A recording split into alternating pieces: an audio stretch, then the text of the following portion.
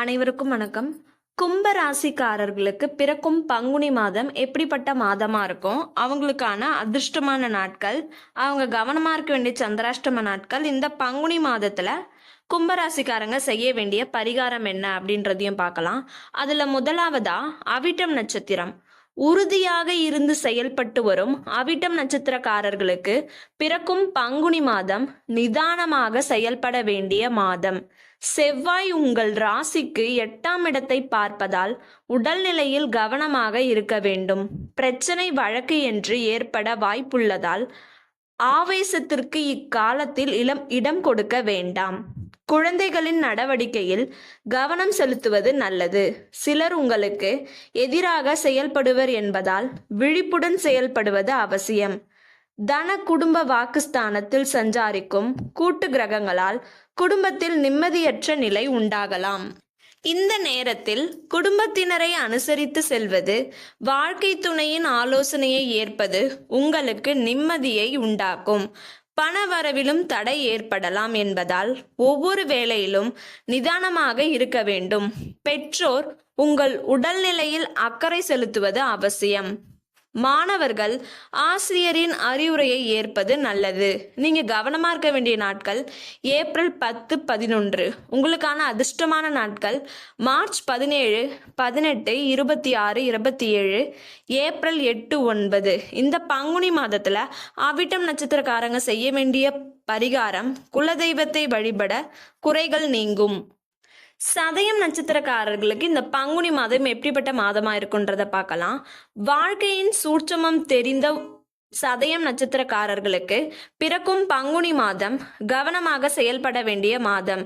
ராகு பகவானும் சூரியனும் அரசு வழி முயற்சிகளில் தடை தாமதங்களை உண்டாக்குவார். வியாபாரத்தில் சிறிய தடைகளை நேரும்.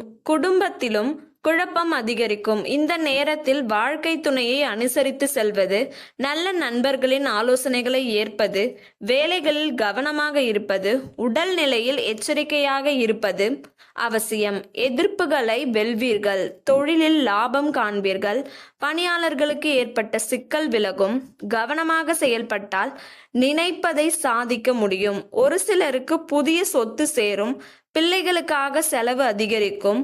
உறவு மத்தியிலும் பிரச்சனைகள் உருவாகும் என்பதால் இம்மாதம் முழுவதும் கவனமாக இருப்பது நல்லது. வழக்கமான வேலைகளில் மட்டும் கவனம் செலுத்தி வருவதுடன் பிள்ளைகள் நலனில் அக்கறை செலுத்துவது அவசியம். மாணவர்களுக்கு படிப்பில் அக்கறை தேவை.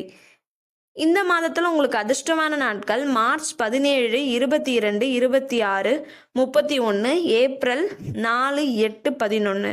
நீங்க கவனமா இருக்க வேண்டிய சந்திராஷ்டம நாட்கள் மார்ச் 15, ஏப்ரல் 11, 12.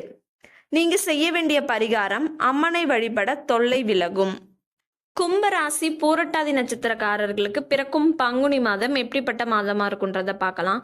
சூழ்நிலை அறிந்து செயல்பட்டு நினைத்ததை சாதித்து வரும் பூரட்டாதி நட்சத்திரக்காரர்களுக்கு பிறக்கும் பங்குனி மாதம் ஏற்ற இறக்க மாதம். குரு பகவானால் உழைப்பு அதிகரிக்கும். நண்பர்களிடம் கருத்து வேறுபாடு ஏற்படும். வாகனம், வீடு போன்றவற்றில் செலவு ஏற்படும். செவ்வாய் பகவானால் பிள்ளைகள் வழியில் சங்கடங்களை அதிகரிப்பார். குரு பகவானின் பார்வை சாதகமாக இருப்பதால் எதையும் சமாளிக்க முடியும். பணிபுரியும் இடத்தில் நடைபெறும் சூழ்ச்சிகளை கண்டறிந்து உங்களை பாதுகாத்து கொள்வீர்கள். உத்தியோகத்தில் இருந்த பிரச்சனைகளை சமாளித்து நீங்கள் நினைத்ததை சாதிப்பீர்கள்.